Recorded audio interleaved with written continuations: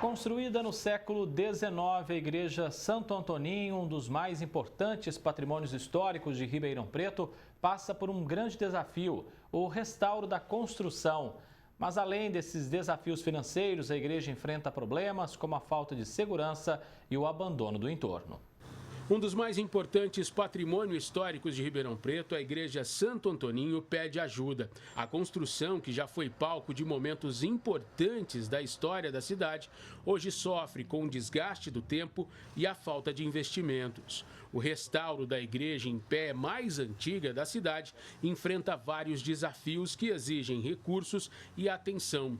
Com um tombamento arquitetônico, as obras não avançaram, o que colocou em risco a preservação desse símbolo da fé e da cultura ribeirão-pretana. Ela foi tombada em dezembro de 2009 e desde então estamos aguardamos até dezembro do ano passado, 2023, portanto 14 anos, para podermos iniciar o restauro da igreja. O que conseguimos nesse período de 12, 13 anos foi a construção de 2 banheiros e a instalação de água pelo hoje Saerp, então da ERP. E o restauro devia ser no conjunto. A Academia Ribeirão-Pretana de Letras Jurídicas, que pegou fogo no dia 7 de setembro de 2019, o mosteirinho que fica nos fundos da casa da igreja e a igreja.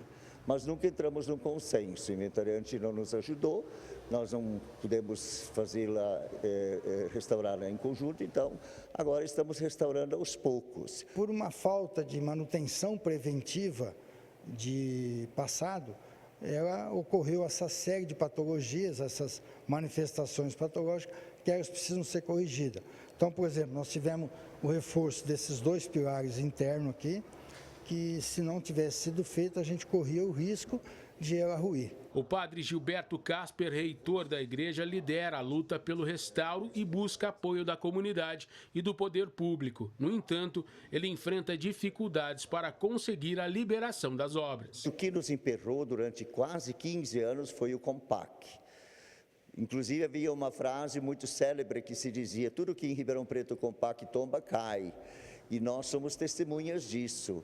Eu fui a várias reuniões, a própria presidente de então, Dulce Palladini, pediu vários projetos às suas estagiárias de arquitetura. Nenhum projeto foi aprovado pelo COMPAC, a não ser o projeto do arquiteto Anderson Abbe, assessorado pelo engenheiro José Roberto Hortêncio Romero, que então foi aprovado. Está sendo aprovado por etapas. A própria legislação determina que qualquer intervenção, mesmo que de simples manutenção e conservação, precisa de aprovação do Conselho. Para ter aprovação do Conselho, é necessário a apresentação de um projeto, que não é um projeto como um projeto de construção de um imóvel comum. Ele é um projeto especializado, prevê intervenção em um bem histórico, então é preciso ser feita uma série de estudos. Isso tem que estar contemplado no projeto. E aí tem um problema de comunicação, né, que é uma queixa recorrente de vários proprietários que não conseguem esse respaldo do COMPAC no sentido de orientar para que os projetos sejam feitos da forma como precisam, né? Isso gera um problema na análise e aprovação e retarda as obras, principalmente em imóveis onde há um risco de desmoronamento, como é o caso da Capela Santo Antônio de Lisboa. Além dos desafios do restauro, a Igreja Santo Antoninho, uma das mais antigas de Ribeirão Preto, enfrenta problemas com a criminalidade. A igreja já foi furtada 37 vezes. A falta de segurança na região afasta os fiéis e dificulta a arrecadação. Já investimos mais de 50 mil em segurança. Câmeras, internet, alarmes, concertina, cerca elétrica, até concertina chegaram a roubar. E mais de 80 mil já pelos amigos que nos ajudaram para iniciarmos o restauro por etapas. A primeira coisa que nós focamos aqui foi a questão da segurança. Como como o próprio padre Gilberto disse, já foi roubado mais de 30 vezes. Nossa equipe de apoio, o engenheiro Marcelo, o padre Gilberto, nós temos um monitoramento da igreja 24 horas. O padre faz um apelo à população para que contribua com o restauro da igreja fundada em 1892. Os fiéis da Santo Antoninho estão envelhecidos, nós precisamos a ajuda e a parceria da sociedade civil. Por isso que há uma conta em nome do próprio coordenador do grupo de amigos da Santo Antoninho, que é o José Roberto Hortêncio Romero, o engenheiro responsável pela obra, mas também que coordena esse grupo de amigos que o formou desde 2019. Então, a conta da bancária está no nome dele. Nós não pedimos e não oneramos nem a Arquidiocese de Ribeirão Preto, embora a igreja esteja escriturada pela Arquidiocese de Ribeirão Preto. Sabemos que os órgãos públicos não podem ajudar com dinheiro, deveria ser com boa vontade, agilidade, desburocratização de autorizações, mas isso, infelizmente, levou 15 anos para acontecer.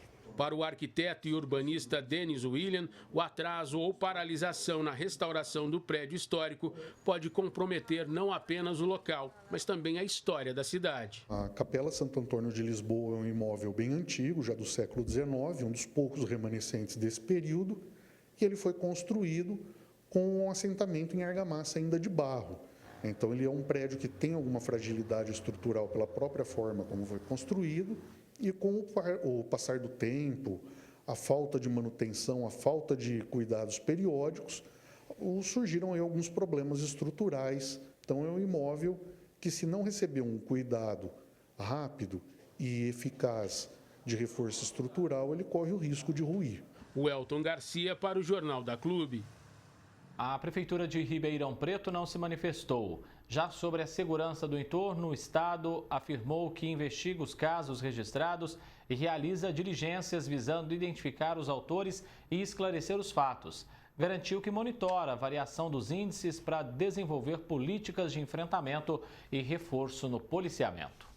Para falar mais sobre esse assunto, no nosso canal digital da Clube está a doutora Gisele Costa, ela que é advogada. Prazer recebê-la aqui mais uma vez. Doutora, quais são os principais desafios legais enfrentados, então, para a restauração de um patrimônio histórico tombado, como é o caso da Igreja Santo Antoninho? Uma ótima tarde.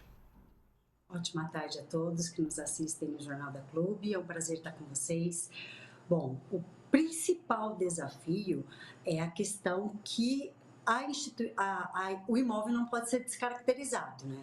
Então, eu acredito que esse é o principal desafio, já que no restauro precisa preservar o original do imóvel. Então, pintura tem que ser a mesma cor original, pisos tem que ser a mesma cor original.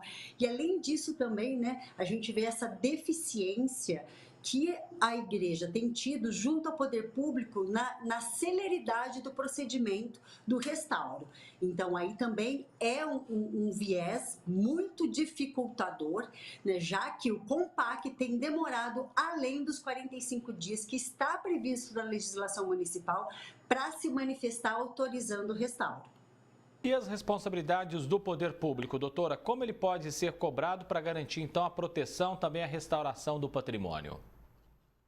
Bom, a própria lei, né, que instituiu aqui, o Sistema Municipal de Patrimônio Cultural de Ribeirão Preto, que é a Lei Complementar 2799 de 2016, estabelece que o poder público tem que criar leis de incentivo no caso dos imóveis tombados. Existe já uma lei municipal, mas o benefício que ela garante aos imóveis tombados é irrisório, é praticamente ridículo, é ínfimo.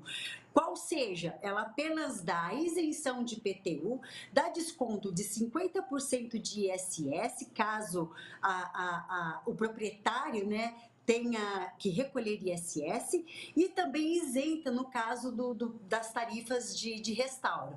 É muito pouco quando a gente fala de um restauro, como no caso da Igreja Santo Antonino. Então, a gente precisa forçar que o poder público institua leis que incentivem, né, o restauro desse patrimônio que é histórico, que é cultural, que traz a memória da nossa cidade. Como ultrapassar, doutora, os obstáculos, as burocracias, né, que a gente enfrenta até finalmente a gente ter a restauração de um patrimônio que é histórico?